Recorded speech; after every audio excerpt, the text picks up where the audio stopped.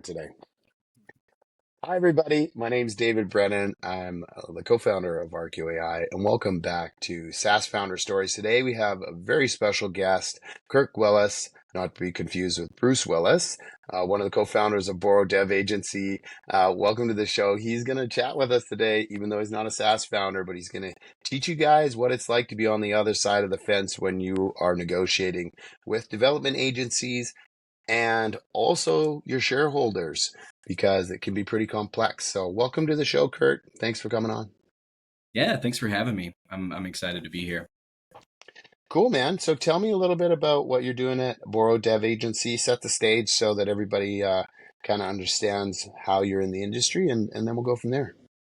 Yeah, so we are at Boro Dev Agency. We are a full service tech partner for on-demand resource as an on-demand resource for custom software and AI development. So we currently have a community of over 600 local Tennessee full stack developers, product managers, project managers, designers, and fractional CTOs. We have this massive community that really gives us the ability to be super flexible and adapt to really any size project and stay within budget and also be just a phone call away. Very cool, man. So who is your ideal customer? Who would come to you? So yeah, really I would say our ideal client are really like forward thinking visionaries with like a growth mindset that have big dreams, but either have like a slim team or don't have any developers at all. And so, it can kind of fall into the category of like early stage startups or even an established business that's not quite in tech, or somebody that just doesn't have much of, they have maybe one or two tech guys and they need like an extension for a big project. So because our motto here is to turn your digital business dreams into reality. And so, we do this by partnering and with big dreamers. We Mhm. love working with big dreamers and to help bring that vision to life. And so you touched on, you said 600 developers and product designers and CTOs. Yeah. How did you guys put together such an amazing group of people to work with? Yeah, so my brother and co-founder he's been a full stack developer for over 10 years, and after he learned software development, he lives in a town called Murfreesboro, hence the name Okay. Borough, about an hour outside of Nashville. And so after he learned software development, he was really digging into his local community to find meetups. And obviously there's a ton in Nashville, but he couldn't find any where he lived. And so he started one, and it was just like 7 or 8 guys came to the first one at this coffee shop. And over the course of 7, 8 years, he grew this community to over 600 developers. And it's kind of expanded outside of that to now, product and project and design and fractional CTOs. And so it's really kind of blown up from there to where he'll once a quarter get the entire community together and rent out a hotel and do like a big conference, and where everybody's kind of teaching each other stuff. And so it's a really welcoming community, and they um, do a lot to help each other out. And so we built the business on the foundation of just a consistent thing that kept coming up in all these meetups was they're asking for jobs. And so my brother Mhm. was like, well, let's build an agency on top of this to help funnel work to this massive community, and so that's where Boro Dev Agency came from. It's such a cool concept, and I think people overlook it so much. Lots of lots of entrepreneurs, I'll say, go and they have this idea and they start a company, and then they work really, really hard for a long time to build that community. Mm-hmm. And it's such there. I see this happen all the time, and it's really, really amazing as people they do it the opposite way, or they've like worked on their community while they were doing other things for a very long time. And the power of that community when they decide to actually build something on top of it is phenomenal. Like they're Yep. able to just go bang and they have this business that's just exploding up. So that's really cool, man.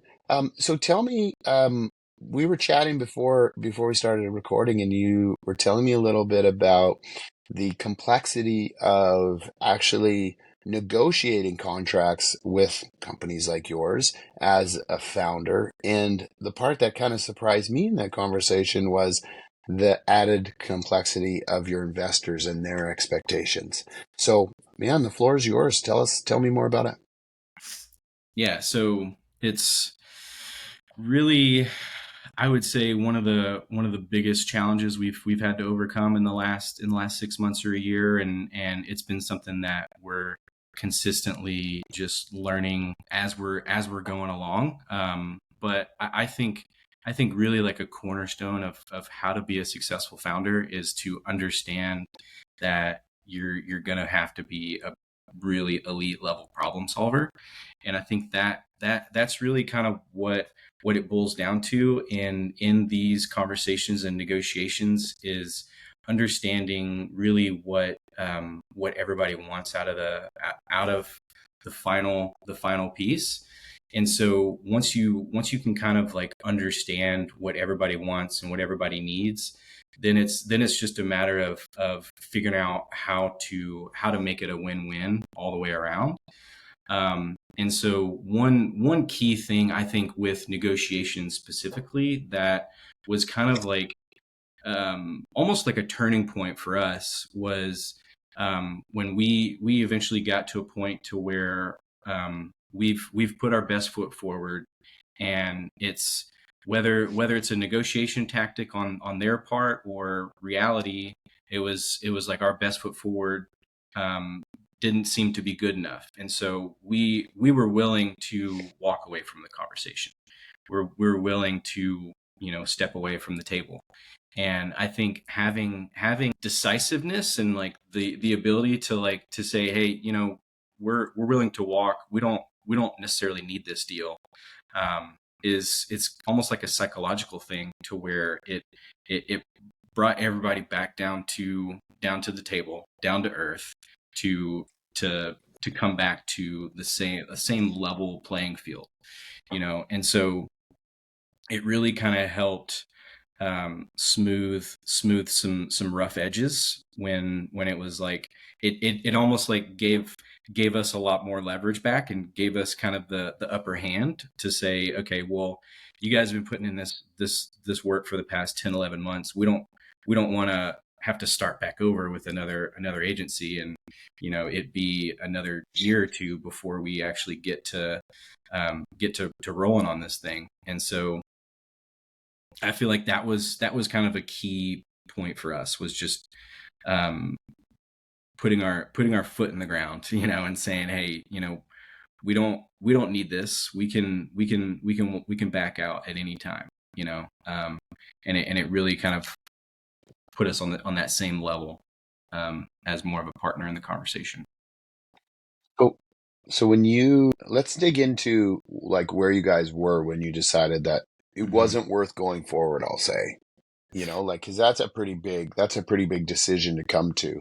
Um, Tell me a little bit more about if you can, what was happening, because I think what I like to know is as a founder, when you've pushed something to the point where the development agency is ready to say, I'm sorry, I don't want to work with you anymore, or I'm not going to work with you, maybe is a better way of putting it. It's really interesting to understand how you get to that stage. And Yeah, because if you know how you get to that stage, then you can make sure that it doesn't happen in the future. yeah, great question. I mean, for us, I mean, I think really the biggest thing, because at any stage of a startup, especially in the beginning, like it's really important to have partners, that to partner with clients that you trust and that you believe in. Hmm. And so there's got to be that two-way street of transparency and all like understanding what needs to be done. And I think for us, like full transparency is a big thing.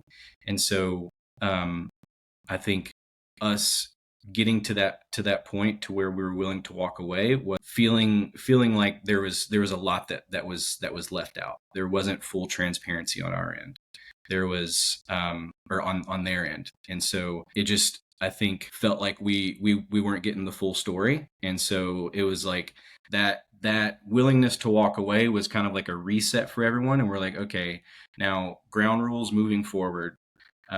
We see you guys as good partners if you can do these things. If you can be fully transparent with us and not leave anything out, and like just be a client that be to us the client that you want to be, like you want to be pleasant, to work with, and obviously like these negotiations, some of these conversations can get tense, but at the end of the day, it's like, you want to work with people that you enjoy working with. And so I think just having that, it's okay to push, it's okay to negotiate.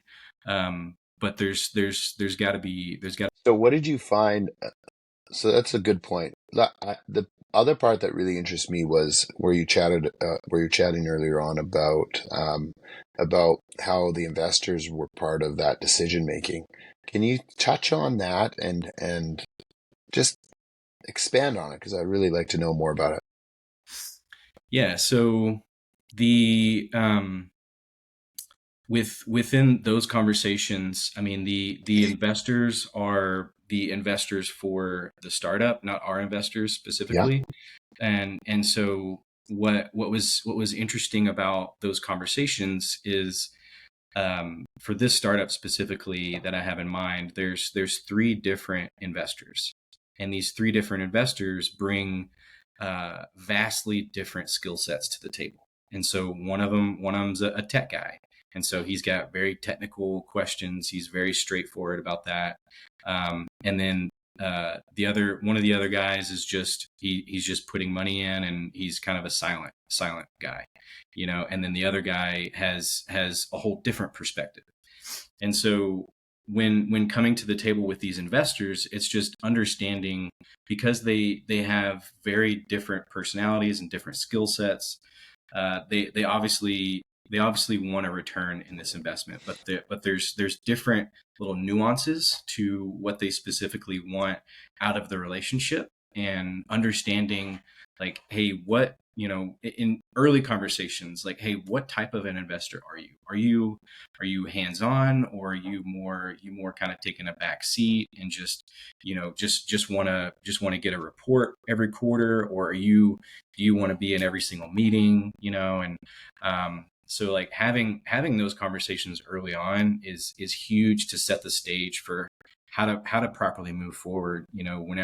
Whenever you start getting into like the thick of conversations, like, okay, these are the key two or three points that I need to hit for Sean, or for Kevin, so that he's fulfilled in this conversation. So it's like Yeah.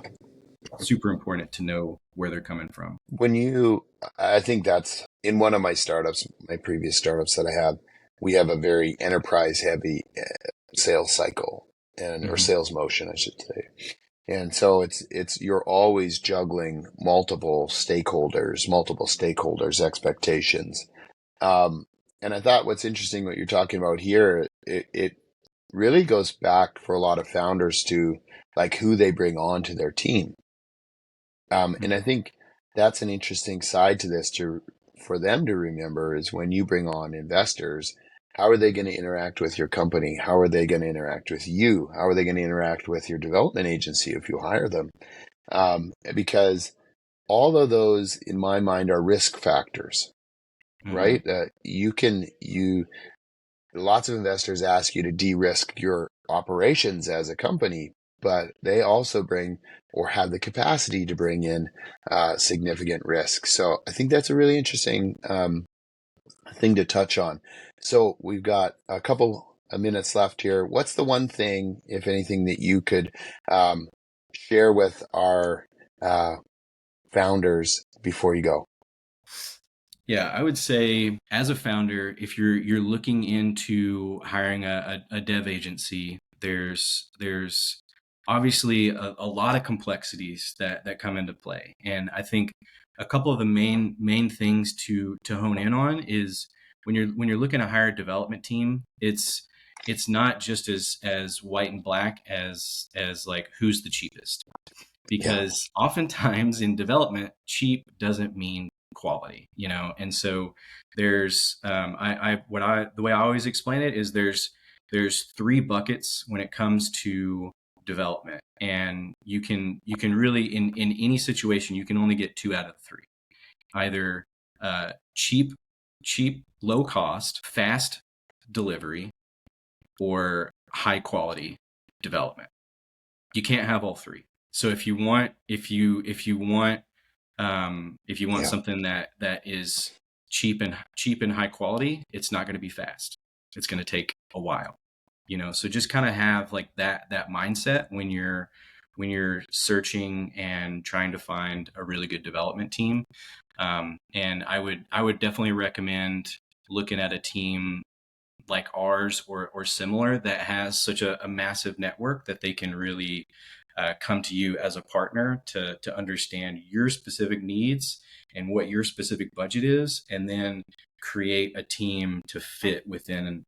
That's amazing advice. Thank you very much, Kurt. And it's been a pleasure chatting with you. And I'm looking forward to many more conversations. Of course, appreciate it. Thanks for having me.